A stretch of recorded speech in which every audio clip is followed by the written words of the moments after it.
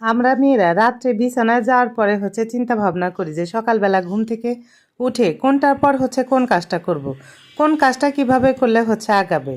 তো সেই সব চিন্তা ভাবনা নিয়ে যেহেতু ঘুম থেকে উঠলাম, ঘুম থেকে উঠেই দেখি কারেন্ট নাই। কারেন্ট নাই তো নাই, দেখি আমাদের টাঙ্কিতেও পানি নাই। কেন যেন কারেন্ট না থাকলে আমাদের টাঙ্কিতেও পানি থাকে না। তো আমি আগে ভাগে একটু পানি ধরে রাখলাম। আর কি করতেছি দেখেন, ডাল ধোয়া পানি ফেলে না দিয়ে সেটা মাছের মধ্যে দিয়ে মাছ ধুবো, এর জন্য গামলার মধ্যে রাখছি। তবে হ্যাঁ, প্রথম ডাল যে ধুইছি সেটা কিন্তু আমি ফেলে দিছি, সেই পানিটা আর নেই। আর দ্বিতীয়বার যখন ডালটা ধুইছি সেই ডালের পানিটা আমি মাছের মধ্যে দিয়ে দিলাম, যাতে আমার পানির অপচয়টা কম হয়। আর যেটুকুনি পানি আমি ধরে রাখছি সেইটুকুনি পানি দিয়ে যেন আমার রান্না বান্নাটা হয়ে যায়।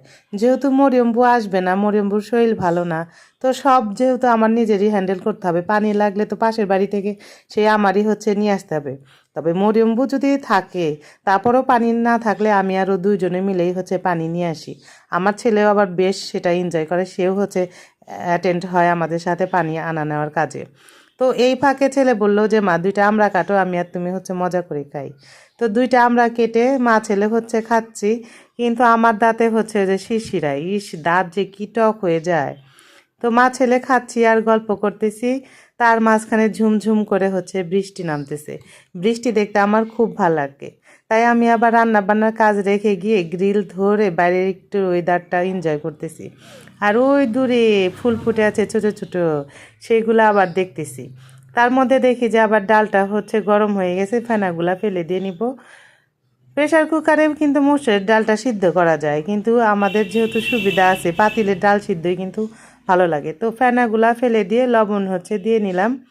একদম নিরিবিলি বাড়ি, চুপচাপ, মানে আমি আর আমার ছেলে, কারো কোনো সারা শব্দ নাই।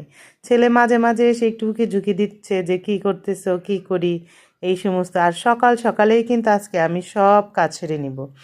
মানে আমার যদি মরিয়ম্বু না থাকে, আমি যদি জানি, তাহলে আমি একদম ভোরবেলায় বেশ সকাল সকাল উঠে সকালের নাস্তাটা তো বানানো শেষ করেই দুপুরে রান্নার প্রস্তুতি নিয়ে নিই। যাই হোক, সকালবেলা ভাত ভাজি করছিলাম, সাথে আলু ভর্তা, ভাজি, আবার আর যেন কি কি করছিলাম, রুটি। তো এটা আবার ভাত ভাজি দেখি অল্প কয়টা ছেলে রেখে দিছে, আমি ভাবলাম যে ঠিক আছে, সেটা আবার আলু ভর্তা টুক দিয়ে আমি খেয়ে নিই। তো মাছগুলা নুন হলুদ দিয়ে মেখে রাখছিলাম, এখন কি করব, ভাজতেছি। তবে কখন কি হয় সেটা কিন্তু আমরা কেউ জানি না। দেখেন, মাছগুলা ভাজার জন্য কিন্তু আমি দিছি, এখন পর্যন্ত সবই ঠিক আছে। তারপরে কি হয় সেটা কিন্তু দেখতে